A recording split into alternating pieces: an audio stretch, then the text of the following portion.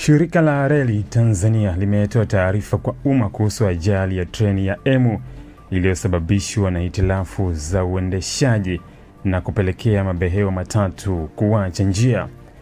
Oktoba 23 mwaka 2025.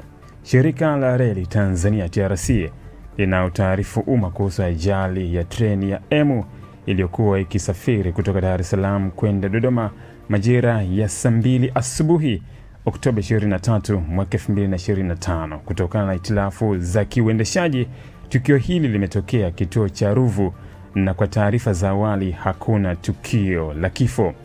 Timu ya wataalamu ikiongozwa na Katibu Mkuu wa Uchukuzi, Mkurugenzi Mkuu TRC, vyombo vya ulinzi na usalama na management ya TRC ikiendelea na uchunguzi wa kina na juhudi za kuhakikisha kwamba huduma zetu zinarejea haraka.